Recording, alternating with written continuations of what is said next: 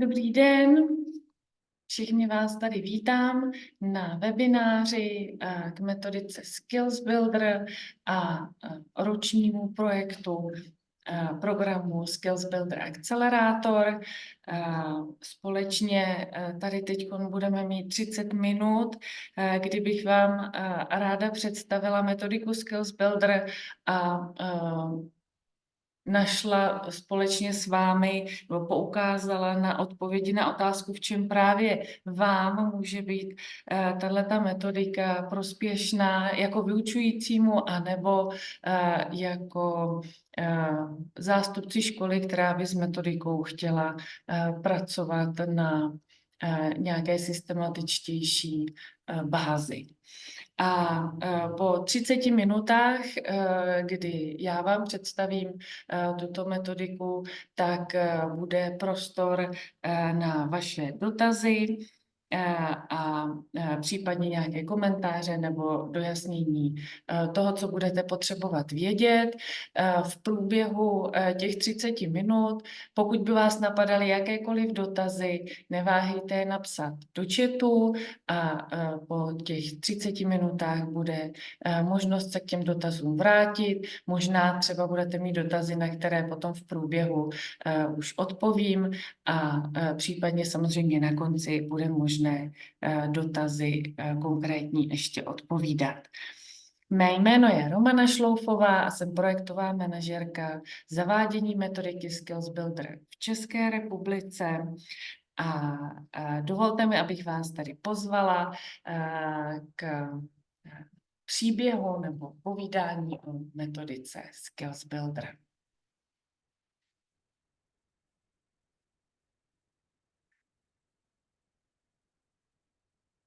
Na čem je metodika Skills Builder postavena? V čem je unikátní? Je postavena na dvou pilířích. Tím prvním pilířem je vzdělávací plán. Představuje 8 základních měkkých dovedností a to, co by žáci a studenti měli v rámci těchto měkkých dovedností zvládnout, co by se měli naučit, procvičovat a zkoušet si, aby to ovládli, proto aby potom mohli uspět nebo být ještě více úspěšný ve svém životě. Ten druhý pilíř, na které metodika Skills Builder stojí, je zaměřen na zásady výuky, tedy na tom, jakým způsobem vyučovat a rozvíjet měkké dovednosti u žáků a studentů tak, aby to bylo opravdu efektivní, aby to na jejich rozvoj dovedností mělo co největší dopad.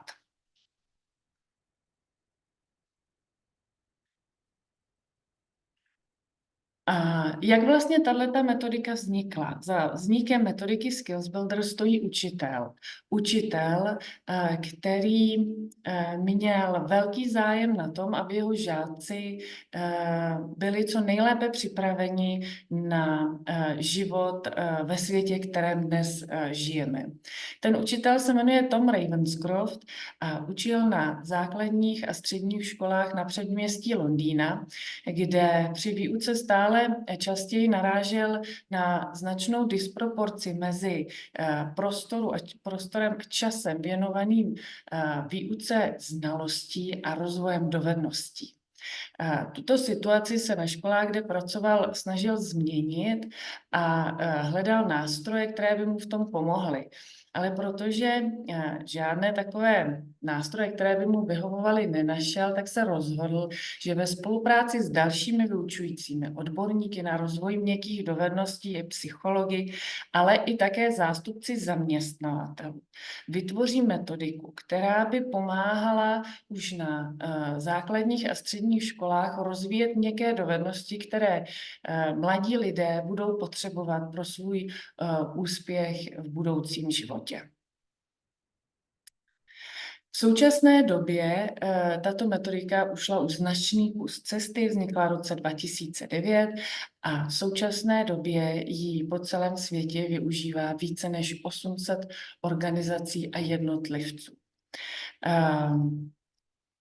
původním nastavení začínala metodika pro základní a střední školy. V současné době ale se ten vzdělávací rámec stal nástrojem celoživotního vzdělávání a rozvoje měkkých dovedností, což znamená, že tuto metodiku ve Velké Británii využívá více než 80% základních a středních škol.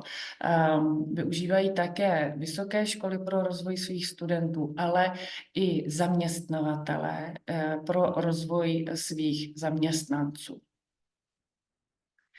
Do České republiky se tato metodika dostala také díky učitelům vyučujícím, kteří byli společně s námi na stážích právě na londýnských školách, kde viděli, jakým způsobem má dopad využívání této metodiky v celoškolním měřítku. A tak jsme se rozhodli, že tuto metodiku přeneseme a adaptujeme také pro prostředí českých škol. V současné chvíli tedy je dostupná pro žáky na základních školách a adaptujeme ji i pro střední školy.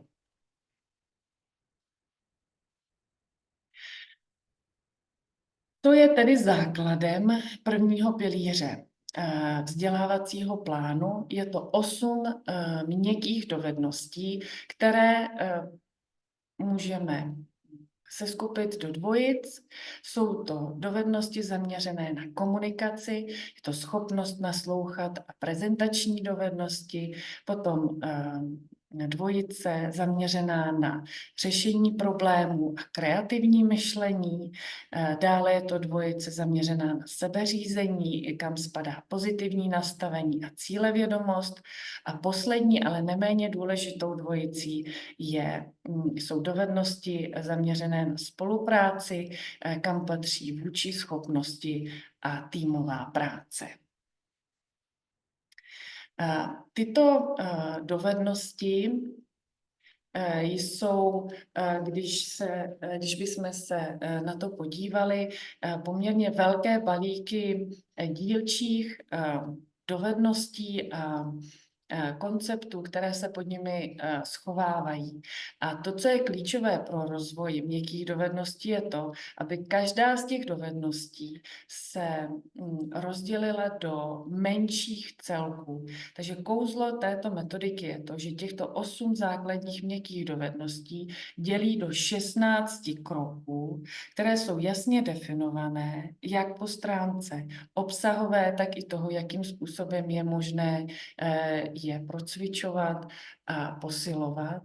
A těch 16 kroků je řazených podle úrovně od těch nejjednodušších po ty nejsložitější, tedy od úrovně začátečníka přes středně pokročilého a experta. Tím se jednotlivé dovednosti stávají jak pro vyučující, tak pro žáky lépe uchopitelné a lépe zařaditelné do výuky. Ukážeme si to potom za chviličku konkrétně na metodickém portálu. Teď bych ještě krátce ale chtěla poukázat na propojení této metodiky a s novým rámcovým vzdělávacím plánem, a to konkrétně z oblastí klíčových kompetencí, kterých je více, než zde mám uvedeno. Nicméně zde uvádím 5 klíčových kompetencí, které metodika Skills Builder pokrývá svým nastavením a poskytuje v rámci těch kompetencí kontinuum, tedy postupné kroky k tomu, aby žáci mohli dosahovat očekávaných výstupů učení v 5. a v 9. třídě. Když se podíváme na ty jednotlivé kompetence na jedné straně, tak na druhé straně potom uvádím dovednosti, které tu danou kompetenci, klíčovou kompetenci rozvíjí. A jak jsem říkala, v rámcovém vzdělávacím plánu máte definovány výstupy pro žáky v 5. a v 9. ročníku a metodika Skills Builder tím, že poskytuje postupné kroky k tomu rozvoji těch dovedností, tak vám může pomoct v tom nastavit si dílčí cíle a sledovat, jak žáci v rozvoji těch dovedností, potažmo klíčových kompetencí postupují. A nyní bych se s vámi již podívala na metodický portál, který právě, kde jsou volně dostupné těch 8 měkkých dovedností a všech 16 kroků, do kterých se dělí. Tak já teď přeskočím na metodický portál.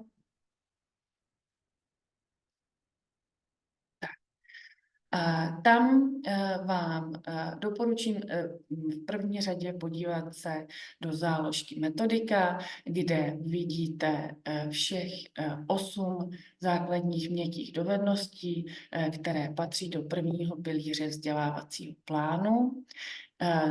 Kliknete si na dovednost, která vás zajímá. Já pro jednoduchost se zaměřím na schopnost naslouchat, kterou i vy dnes v rámci webináře nejvíce procvičujete, takže můžeme se podívat na to, z jakých kroků se skládá, jak jsem říkala. Jsou řazeny od začátečníka v kroku 0, dokážu ostatním chvíli naslouchat a potom vlastně gradují přes středně pokročilého, kde je zaměření na aktivní naslouchání, pokročilého, kdy sledujeme způsob a formu přednesu mluvčího, až po expertní úroveň, kde je kritické zhodnocení slyšeného. Po krok 15. Doporučuji se podívat na kroky jednotlivých dovedností. Ke každému kroku je potom nějaký sjednocující výrok, který ho charakterizuje.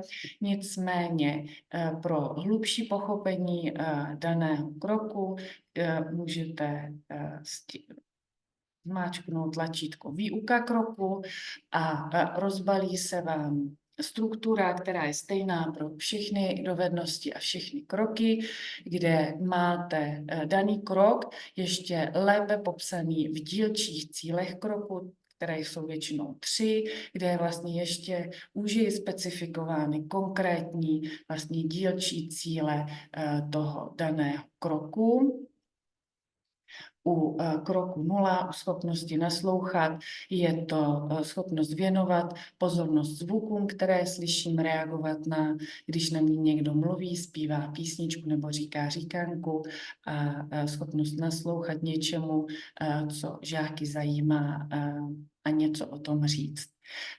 Když se podíváte na tu charakteristiku toho kroku, tak krok 0 přibližně odpovídá předškoláčkům, což znamená teda předškolnímu věku, a potom lze velice zjednodušeně pro orientaci říci, co krok, to rok. Takže krok 1, první třída, krok 2, druhá třída, krok 3, třetí třída.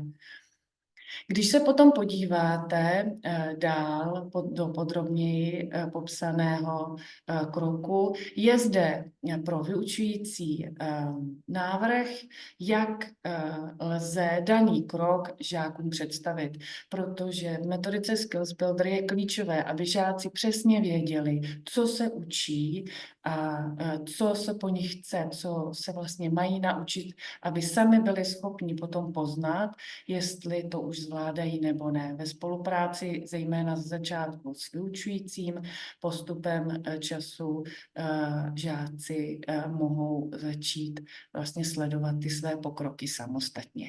Takže je zde návrh pro představení toho daného kroku pro vyučující, pak jsou zde vždy návrhy pro upevnění toho porozumění, tedy návrhy na procvičování, a potom návrhy, jak lze ten daný krok posilovat při různých příležitostech. Nedílnou součástí všech kroků jsou také návrhy, jakým způsobem je možné hodnotit nebo sledovat to, jestli se žáci v dané dovednosti a kroku posouvají, jestli už ji zvládají.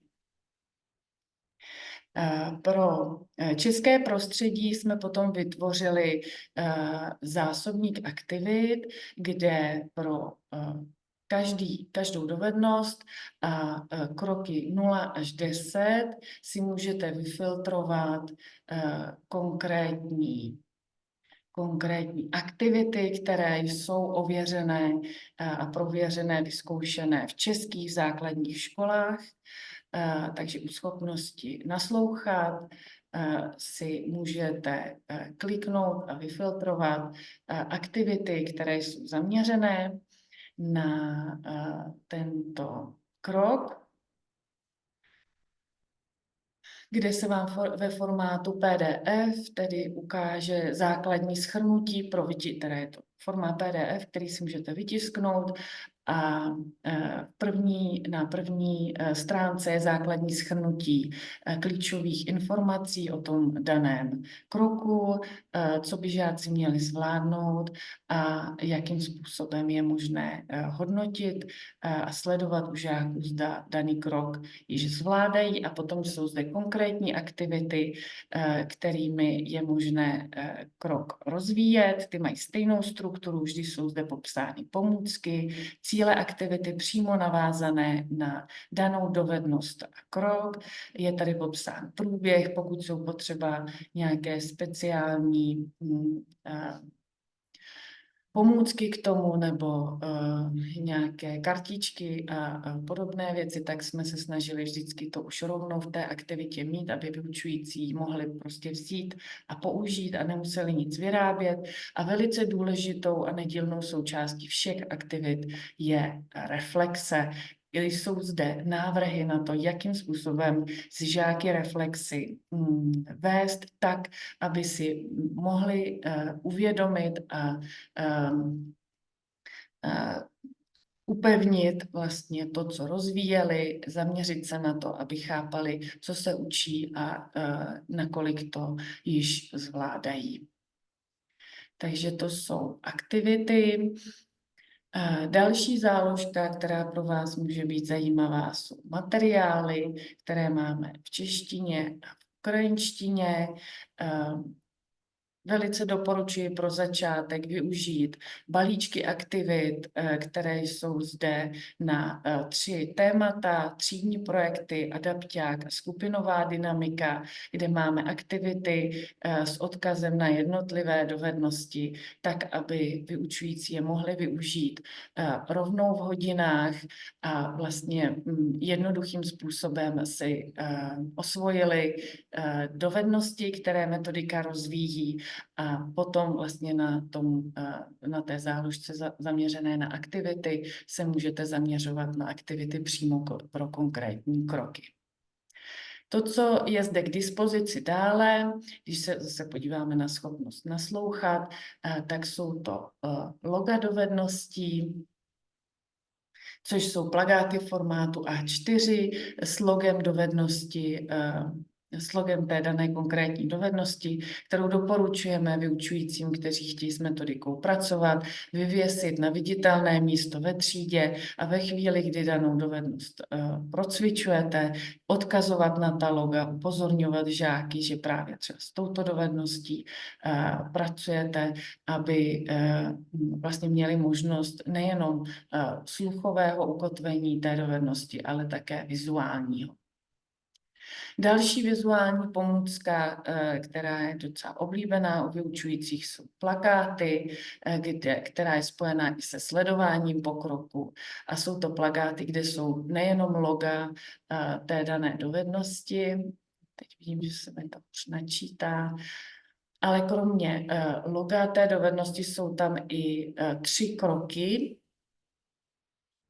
Zase je to plakát formátu A4, který mají vyučující vyvěšeni ve třídě a společně s žáky vlastně vidí ty jednotlivé kroky a ty výroky nebo to, na co se v tom daném kroku zaměřují, takže mohou hezky vlastně vidět co už třeba zvládají a co je ještě čeká. Tady potom je vždycky překryv ještě s dalšími, ty základní 3 kroky a překryv s předchozím a s kroky následujícími. Tak to je záložka materiály. To, na co se za chvilku ještě zaměříme, je program, který nabízíme školám, má tady samostatnou záložku. A pokud by vás zajímaly zkušenosti ze škol, které s metodikou pracují, tak je tady záložka zapojené školy, kde si podle kraje můžete vyfiltrovat, která škola s metodikou již pracuje a podívat se, každá z škol zde uvedených tam má medailonek, kde popisuje, jakým způsobem používání metodiky ovlivnilo chod a nastavení dané školy. Pokud byste chtěli jako vyučující s metodikou hned začít pracovat, což samozřejmě je možné, všechny tyhle materiály jsou volně dostupné, tak je zde záložka Chci začít, kde jsou základní pravidla, jakým způsobem začít pracovat s metodikou. Jsou zde víc popsány zásady pro efektivitu používání této metodiky a často kladené otázky, kde jsou, dovoluji si je říct, ty nejzákladnější odpovědi pro vyučující, kteří s metodikou začínají pracovat. Tak to je stručně k metodickému portálu a já bych se ještě vrátila zpátky k prezentaci.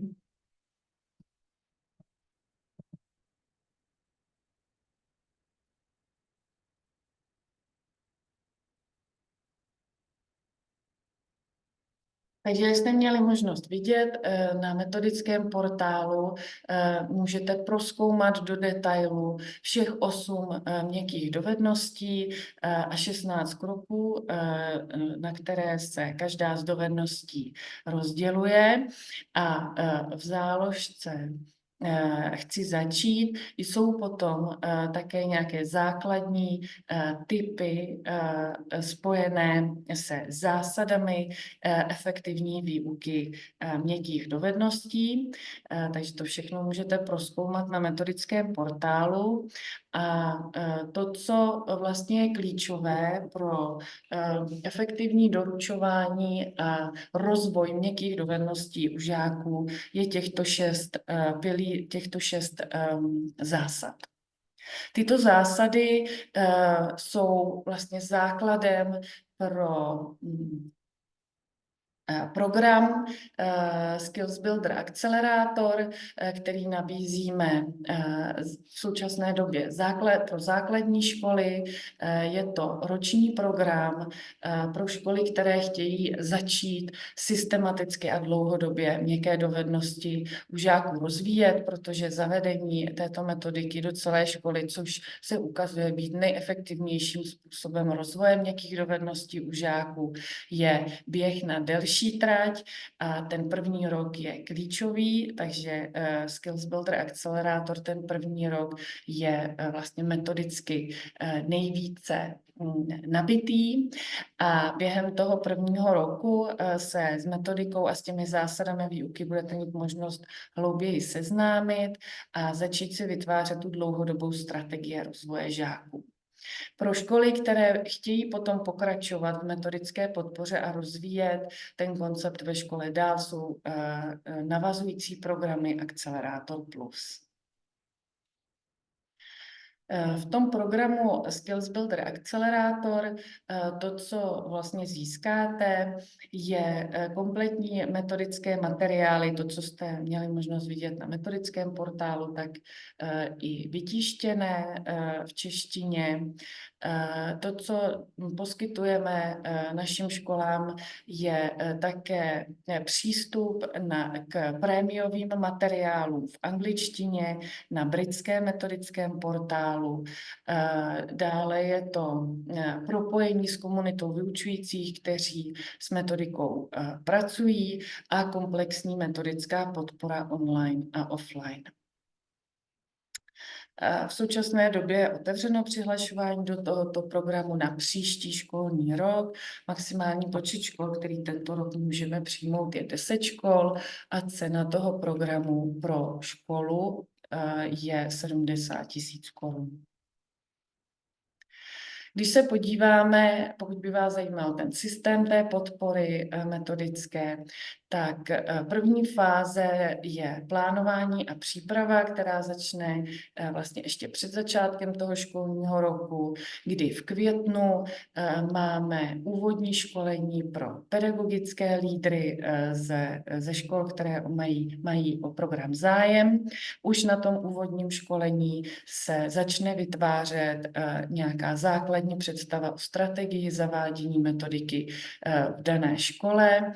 A potom každá škola má svého průvodce, lektora, který ji tím rokem provází na strategických schůzkách, takže během září probíhá, během teda ještě léta proběhne strategická schůzka, kde s tím průvodcem blíže projdou zásady výuky podle metodiky Skills Builder a budou hledat způsoby, jak nejlépe metodiku napasovat na to, jak vaše škola už v současné době funguje, a součástí té metodické podpory je také proškolení sborovny, aby vyučující měli vlastně představu o tom, co ta metodika jim může poskytnout, a věděli, jaké zdroje mají k dispozici.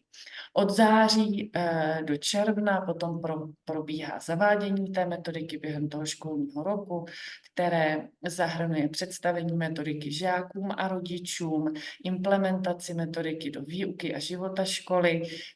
Jsou druhá a třetí strategická schůzka. A během toho školního roku mají vyučující a lídři možnost se online sejít na Inspiromatech, a jeden Inspiromat workshop je prezenční. Součástí metodické podpory je také návštěva školy od průvodce, který může pomoct vyučujícím hledat další cesty, jak metodiku implementovat do výuky a života školy. Součástí našeho programu je také evaluace, která je průběžná, začíná první měření zapojených lídrů a vyučujících je v září, potom v polovině školního roku a na konci, aby jsme měli možnost sledovat vývoj během toho školního roku. A zapojení jsou také žáci, ale v menší míře, a to na začátku a na konci školního roku. Každá škola, která projde programem Skills Builder Accelerator, potom získá vlastně svou individuální evaluační zprávu, kde se může dozvědět o tom, jakým způsobem se během toho roku vyučující a žáci v rozvoji dovedností posunuli.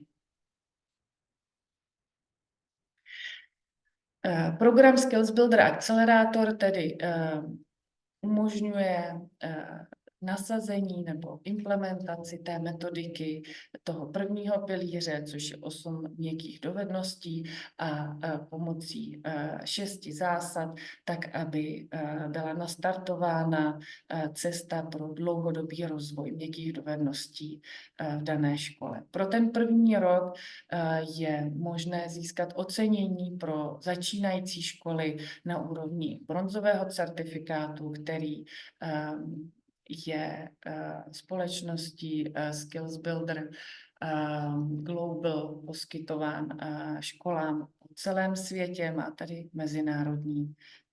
mezinárodní platnost. Pokud by vás zajímaly otázky ohledně financování, tak většina škol financuje program z šablon OPJAK 1 nebo 2. Zde jsou vyjmenovány ty základní šablony, z kterých můžete čerpat. Samozřejmě záleží na vás, které šablony máte k dispozici. Pro zájemce mohu vám poslat podrobnou rozpadovou tabulku, kde je nastíněno, v jakých těch šablonách můžete využít podporu na ty jednotlivé části toho programu, ale samozřejmě je na vás financování, kde financování seženete. Některé školy spolufinancují program nebo je podporuje zřizovatel nebo kraj, ale máme také školy, kde zavádění toho programu zaplatili samotní rodiče. Pro dlouhodobou perspektivu tady jenom je ukázána možnost, nebo jak postup v rozvoji těch dovedností může vypadat. Z naší zkušenosti víme, že po prvním roce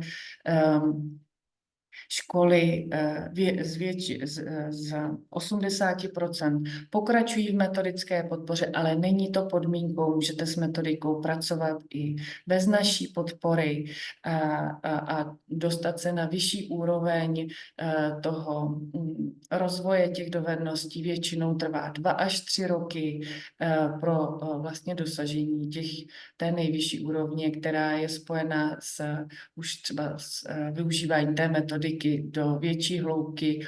80% vyučujícími ve vaší škole trvá 3 až 5 let.